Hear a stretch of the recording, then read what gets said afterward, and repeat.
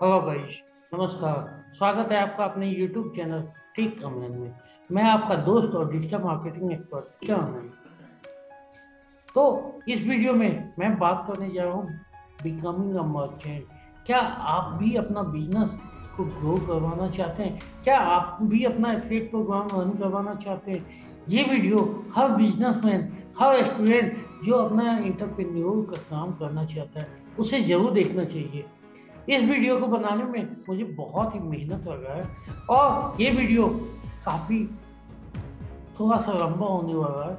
तो इस वीडियो को लास्ट तक जरूर देखिएगा और मैं ऐसे ही कंटेंट बहुत ही ज़्यादा लेके आने वाला हूँ, तो इस चैनल को सब्सक्राइब जरूर करें। तो अब बात करते हैं बिकमिंग अ मर्चेंट कैसे हो सकता है। ये आज का एजेंट हमारा क्या होगा? What is merchant, how to become a merchant, setup goals, choose your network और software, promo material, strategy to promote the programme. इस वीडियो में बहुत ज़्यादा इंपॉर्टेंट चीज़ें मिलने वाली हैं, तो इस वीडियो को लास्ट तक जरूर देखिए और जो भी क्वेश्चंस हैं आप कमेंट सेक्शन में मुझसे पूछ सकते हैं। तो ये शुरू करते हैं। अभी तक आपने जो देखा है पेड मार्केटिंग, उसमें आपने देखा कि ये सारा परफॉर्मेंस बेस्ड स्ट्रेटजी होता है। बट अगर आप एज ए मर्चेंट काम करना चाहते हैं तो इससे आपको डीपली अंडरस्टैंड करना होगा और अपना प्रोग्राम कैसे क्रिएट कर सकते हैं और कैसे पब्लिश कर सकते हैं, ये आपको बहुत ही ज़्यादा डिटेल में समझना होगा। अगला, व्हाट इज मर्चेंट, मर्चेंट क्या होता है? आप कह सकते हैं मर्चेंट वो पर्सन होता है जो अपने प्रोग्राम को क्रिएट करता है। मर्चेंट को कभी कभी एडवर्टाइजर्स, क्रिएटर्स, सेलर्स और वेंडर भी कहा जाता है। कोई भी ऐसा पर्सन जो अपने प्रोडक्ट को प्रमोट करना चाहता है एफिलिएट प्रोग्राम के द्वारा, वो मर्चेंट हो सकता है। एक इंटरप्रेन्योर, स्टार्टअप कंपनी और लार्ज कंपनी, कोई भी जो एफिलिएट मार्केटिंग को यूज करके अपने प्रोग्राम को प्रमोट करना चाहता है वो मर्चेंट हो सकता है। मर्चेंट को इसमें बहुत ही कम या बिल्कुल ना के बराबर इन्वेस्टमेंट करने होते हैं। आपको कॉस्ट कुछ इसलिए मैं कह रहा हूँ कि बहुत ही कम, क्योंकि इसमें आपको सॉफ्टवेयर और नेटवर्क बनाने में आपको कुछ खर्च आ सकते हैं, बट आपका यहाँ इसमें ग्रो बहुत ही ज़्यादा होगा। आप अपने प्रोग्राम को परफॉर्मेंस बेस पे अपने पार्टनर बना सकते हैं।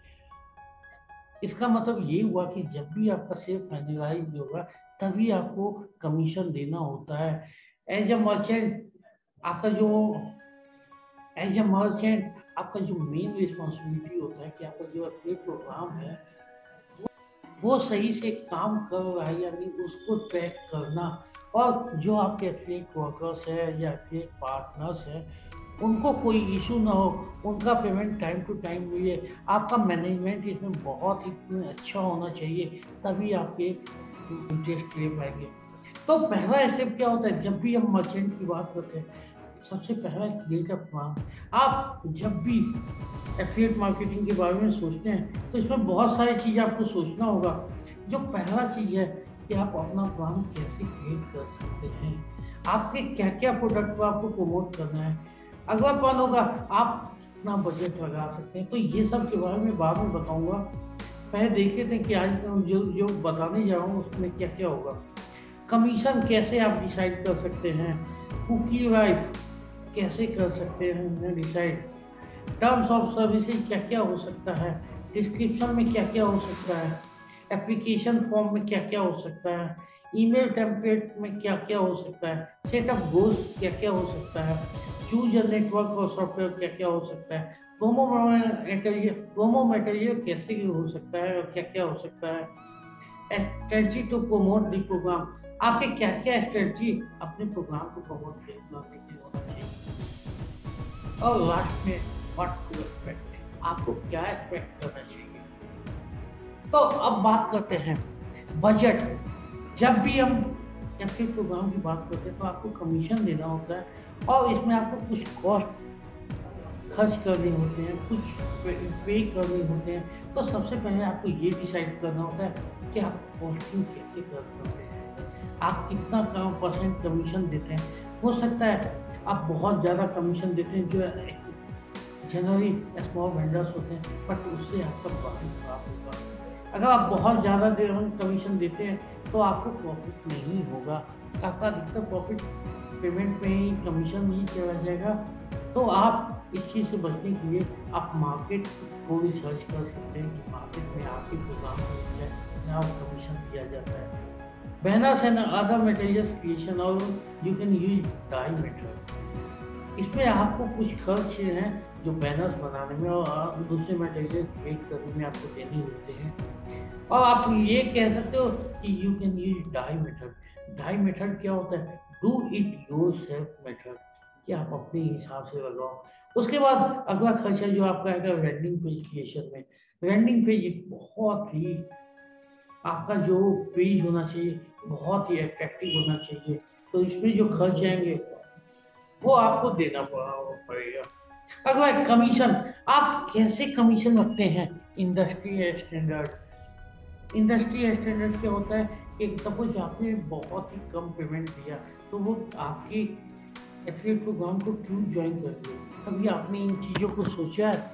अगर आपने बहुत ज़्यादा कमीशन दे दिया तो आप क्या प्रॉफिट, तो आपको मार्केट में रिसर्च करना होगा। अगर आप भी चाहते हैं तो हम या तो हमें कॉन्टैक्ट कर सकते हैं या मार्केट रिसर्च कर सकते हैं। दूसरा है one time payment versus subscription. One time payment versus subscription, आप जब भी कोई एफिलिएट पार्टनर जो है आपका, वो आपके लिए सेल जनरेट करता है तो आप उसे वन टाइम पेमेंट करते हैं या सब्सक्रिप्शन देते हैं। अगर आपका सब्सक्रिप्शन बेस्ड सर्विस है तब आपका कमीशन हायर होना चाहिए, क्योंकि इसमें आपको क्या होता है, एक दूसरे को रेफर करते हैं, इससे आपका प्रोग्राम, इसमें आपके प्रोग्राम को एक एफिलिएट दूसरे प्रोग्राम पार्टनर को ट्रांसफर करता है कि ये बहुत ही अच्छा है। अगर size and popularity of your brand, जैसा कि आपने मार्केट में देखा होगा कि जिसका ब्रांड अच्छा है वो कम कमीशन देते हैं, बट जो मार्केट में नया है वो ज़्यादा कमीशन देते हैं। तो आपको उस हिसाब से अपने ब्रांड को क्रिएट करना होगा। अगर आप भी चाहते हो प्रॉफिट कमाना तो आपको ये सारी चीज़ें ध्यान में रखनी होगी। दूसरा है कमीशन के बारे में सोचना होगा। हर एफिलिएट सेम नहीं होता, इसमें डिफरेंट कमीशन डिफरेंट प्रोडक्ट पे हो सकते हैं। स्पेशल ऑफर आप जनरेट कर सकते हैं, जनरस कमीशन क्या कर सकते हैं, बहुत सारे प्रोग्राम आप चला सकते हैं जिससे आपके यहाँ जो भी एफिलिएट पार्टनर ज्वाइन हुए हैं वो लंबे टाइम तक के लिए काम करेगा और लंबे टाइम तक की चीज़ें आपके लिए सेल्स लेके आए। तो ये सारी चीज़ें ध्यान रखनी होती है कमीशन में। अगला पॉइंट है कुकी राइट। कुकी राइट क्या होता है कि जब भी कोई भी पर्सन, अगर आप जो भी पर्सन कह सकते हैं, कस्टमर कह सकते हैं, जो भी पर्सन या कस्टमर आपका प्रोग्राम या आपके पेज पे जाता है तो उसके सिस्टम में कुकी बन जाता है। वो एक दिन से लेके एक साल तक हो सकते हैं, 365 डेज तक। अब आपको डिसाइड करना है कि आप कितने टाइम तक कुकी देते हैं। इससे क्या होगा कि किसी ने एफिलिएट प्रोग्राम के लिए अपने एड चलाए और उसके लिए कस्टमर आया और उसने उस टाइम परचेज नहीं किया, हो सकता है आने वाले टाइम में हफ्ते दिन बाद या महीने भर बाद, तो आपके ऊपर आप कितना कुकीज टाइम देना चाहते हैं ये इम्पोर्टेंट होता है। ये आपके प्रोग्राम को बहुत ही इफेक्टिव बना सकता है। इसमें आपको डिसाइड करना होता है। आप मार्केट रिसर्च करके देख सकते हैं। अगर the largest percentage of sales occur within a day of it on the affiliate,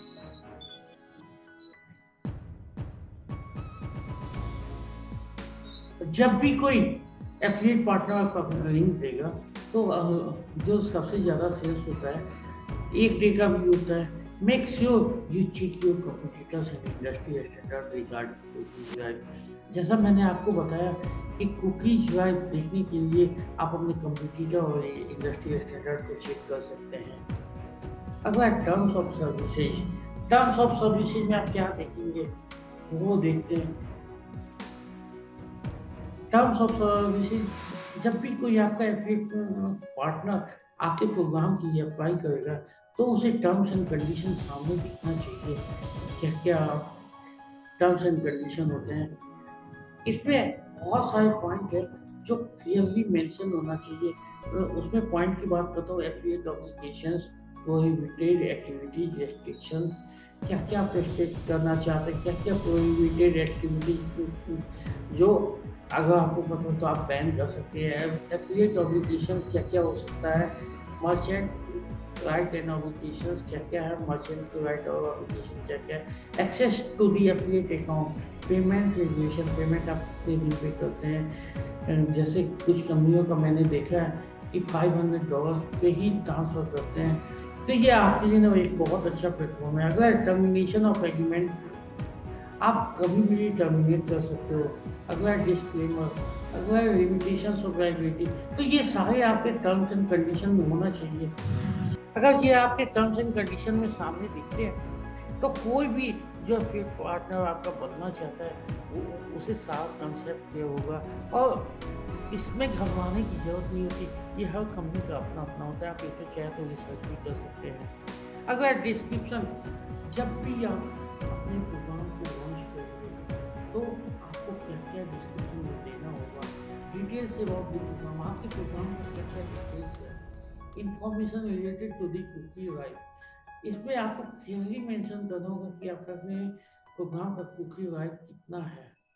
जैसा मैंने पिछले वीडियो में एक एग्जांपल बताया था कि कोई भी पर्सन जो है वो जाता है मोबाइल खरीदने, वो उसके किसी दोस्त उसे मोबाइल पे यूज करते हैं, और होता क्या है कि वो शाम को सिस्टम बंद करके चला गया, मोबाइल परचेज नहीं करता, शाम को तो उसी साइट से जीन्स खरीद लेता है, तो उसका अमेजोन अकाउंट करता है और उसे कमीशन देता है। तो ये सारी चीज़ अट्रैक्टिव बनाने के लिए होते हैं जो आपको क्लियरली डिस्क्रिप्शन में देना होगा। अगला data available for the affiliate, आपके एफिलिएट का डाटा अवेलेबल होना चाहिए। Advantage of joining the programme, आप प्रोग्राम ज्वाइनिंग करने पे क्या क्या एडवांटेज देते हो उस चीज़ को हाईलाइट करना चाहिए।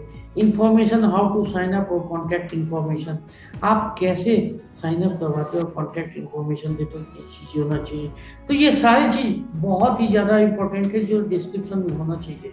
अगला एप्लीकेशन फॉर्म, जब भी आप किसी भी एफिलिएट पर्सन को जो एफिलिएट प्रोग्राम ज्वाइन करना चाहता है तो उससे आप जो फॉलोइंग डिटेल्स है जो नीचे दिया गया है डिटेल्स है उसे जरूर मांग सकते हैं। जैसे कंपनी इंफॉर्मेशन, उसकी कंपनी के क्या काम करती है, कंपनी का नाम क्या है, उसका एड्रेस क्या है, उसका डिटेल्स क्या है, यूजर डिटेल्स, वेबसाइट यूआरएल क्या है, किस वेबसाइट है, उसका अपना वेबसाइट है या नहीं, वो उसका अपना वेबसाइट है, कौन सा उसका नाम, accepting the terms of services, आपने जो पीछे डिस्क्लेमर में बताया था वो टर्म्स एंड सर्विसेज एक्सेप्ट कर रहा है या नहीं। तो ये सारी चीज़ एप्लीकेशन फॉर्म में होना चाहिए। अगला एडिशनल इंफॉर्मेशन जो आप एप्लीकेशन फॉर्म में मांग सकते हैं, how did the affiliate find the programme, ये आपके प्रमोशन के ऊपर है और आप उसे जानना चाहते हो कि एफिलिएट कैसे आपके प्रोग्राम को फाइंड किया। Does the affiliate have a strategy and plan on how to promote the product, क्या एफिलिएट जो पार्टनर है उनके पास कोई स्ट्रेटजी है और कि आपके प्रोडक्ट को प्रमोट कैसे करेंगे। Is the affiliate part of another related affiliate programme, ये जो आपका एफिलिएट पार्ट है क्या उनके दूसरे प्रोग्राम से रिलेटेड है। तो ये सारी चीज़ें ना एप्लीकेशन फॉर्म में आप एडिशनली मांग सकते हैं। अगला ईमेल टेम्पलेट, ईमेल टेम्पलेट दो तरीके के होते हैं, पहला है अप्रूवल ईमेल, दूसरा है डिनायल ईमेल। अप्रूवल ईमेल, जब भी कोई एफिलिएट पार्टनर आपके ईमेल प्रोग्राम में इंटरेस्टेड है और वो अप्लाई करता है तो आपको दो मेल भेजना होता है, एक होता है अप्रूवल ईमेल और डिनायल ईमेल। अप्रूवल ईमेल में आपने उस प्रोग्राम को अप्रूव किया और दूसरा है डिनायल ईमेल कि आपने उसे रिजेक्ट कर दिया। इन दोनों मेल में आप क्या क्या टेम्पलेट डालेंगे ये मैं दिखाता हूँ। अब अप्रूवल ईमेल में data about the company programme या कंपनी, आपका जो प्रोग्राम हो या कंपनी का डाटा होगा वो आप दिखाएंगे कि आप कितना कमीशन देते हैं, ये सारी चीज। अगला एक्टिवेशन प्रोमो, आप एफिलिएट पार्टनर ने जो आपके अप्लाई किए हैं उसे तो आपने एक्सेप्ट कर लिया, बट देखने वाली बात ये है कि आपने लिंक दिया है। अगर लिंक नहीं देंगे तो वो बंदा अपनी वेबसाइट पे या अपने ब्लॉग पे या अपने सोशल मीडिया पे कैसे उस लिंक को लगाएगा। ये वीडियो बहुत ही थोड़ा सा लंबा होते जा रहा है। आप इस चैनल को सब्सक्राइब जरूर करें और जब भी फ्री टाइम में इन पॉइंट को देखिए और इन पॉइंट पे काम करें। इससे आपका जो है बिजनेस बढ़ेगा। अगला एफिलिएट लिंक्स, आपने एफिलिएट लिंक दिया या नहीं, contact information, in any case अगर कोई आपका एफिलिएट प्रोग्रामर चाहता है कि आपसे कांटेक्ट करे तो कैसे कर सकता है, आपको कांटेक्ट इंफॉर्मेशन देना होगा। अगला है डिनाइड ईमेल, जब आप किसी के एफिलिएट प्रोग्राम को जो उसने अप्लाई किया हुआ है उसे रिजेक्ट कर देते हैं, ये केस को डिनाइड ईमेल कहते हैं, रिजेक्ट करना। इसमें आप क्या क्या दे सकते हैं, reason for not accepting the affiliate, आप इसे क्यों एक्सेप्ट नहीं किए वो आप दे सकते हैं। इसमें आप सारा डिटेल दे सकते हैं। उससे क्या फायदा होगा, आपको उनके पास उस चीज को सुधारने का मौका होगा, वो फिर से अप्लाई कर सकते हैं। दूसरा कॉन्टैक्ट इन्फॉर्मेशन, आपने तो उसका एप्लीकेशन रिजेक्ट कर दिया है, बट अगर वो अपने प्रोग्राम में सुधार करता है और फिर से अप्लाई करना चाहता है तो वो फिर से अप्लाई कर सकता है। ये बहुत ही ज़्यादा इम्पोर्टेंट पॉइंट है, इसे ध्यान में जरूर रखिएगा। ये वीडियो हर बिजनेसमैन, हर इंटरप्रेन्योर, हर लोगों को देखना चाहिए, बड़ा इम्पोर्टेंट है।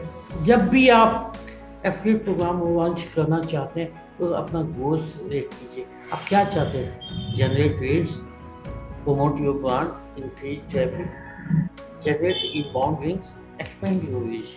पहला जनरेट लीड्स, आप अपने एफिलिएट प्रोग्राम के लिए क्या लीड्स जनरेट करना चाहते हैं। अगर लीड्स जनरेट करना चाहते हैं तो उसके लिए आपको एक साइन अप फॉर्म बनाना होगा। अगला है प्रमोट योर ब्रांड, क्या आप अपने ब्रांड को प्रमोट करना चाहते हैं। ब्रांड प्रमोट करने का तरीका है ऐड चलाना, और इससे क्या होगा, लोग आपसे जुड़ेंगे।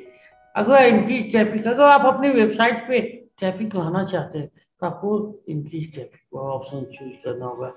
अगला generate inbound links, inbound links को आपकी वेबसाइट पे जो लिंक भेजिए उसको जनरेट करने का भी एक अच्छा तरीका है। एक्सपेंड योर रीच, आप अपने रीच को एक्सपेंड कर। तो ये सारे सेटअप गोल्स हैं कि आपके क्या क्या गोल्स हो सकते हैं। इससे भी और कुछ जो गोल्स है आपके बिजनेस के अकॉर्डिंग हो सकता है, वो आप पे डिपेंड करता है कि आप क्या करवाना चाहते हैं। अगला चूज अ नेटवर्क, आप कौन सा नेटवर्क या कौन सा सॉफ्टवेयर अपने एफिलिएट प्रोग्राम को के लिए चूज करते हैं, ये बहुत ही ज़्यादा इम्पोर्टेंट है। अगर आपने सही प्रोग्राम, सही नेटवर्क या सही सॉफ्टवेयर का चूज नहीं किया तो आपका एफिलिएट का जो प्लान है लॉन्च करने का वो हो सकता है फेल हो जाए। तो इसमें बहुत ही ज़्यादा ध्यान देने वाली बात है। अगला है प्रोमो मटेरियल, प्रोमो मटेरियल जो आपका प्रमोशन का मटेरियल है वो कैसा होना चाहिए, बी इफेक्टिव एंड इंगेजिंग, वो इफेक्टिव होना चाहिए, लोग देखे तो उसे अट्रैक्ट होना चाहिए और लोगों को वो पढ़ने को विवश होना चाहिए, इंगेजिंग होना चाहिए। अगला है have great graphics with readable fonts, आपका ग्राफिक्स अच्छा होना चाहिए जो लोग पढ़ सकते हैं। Have URL phone number on the banner, आपके बैनर पर यूआरएल फोन नंबर होना चाहिए जिसे वो कभी भी आप कॉन्टैक्ट कर सकते हैं या व्हाट्सएप कर सकते हैं। फीचर और कॉल टू एक्शन, जो आपका प्रोमो मटेरियल होगा उस पर आपका कॉल टू एक्शन होना चाहिए कि साइन अप का बटन हो सकता है, अप्लाई नाउ का बटन हो सकता है, बहुत सारे और कॉल टू एक्शन है।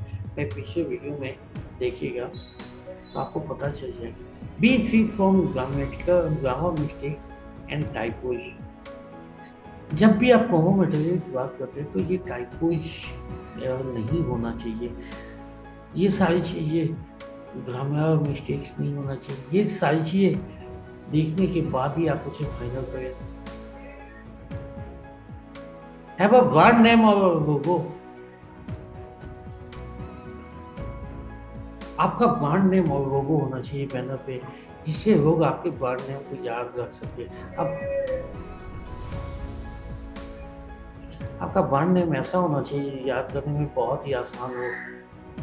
अगला strategy to promote the programme, ऐसा क्या क्या स्ट्रेटजी हो सकता है तो पहला ऑब्जेक्टिव गोल्स, आपका गोल्स क्या है उस हिसाब से आप काम कर सकते हैं। दूसरा डिटरमाइन द बजट, आप अपने बजट को डिटरमाइन कर सकते हैं। तीसरा लिस्ट द एक्शंस, आप क्या क्या करवाना चाहते हैं, इन चीज़ों को टारगेट करना होगा।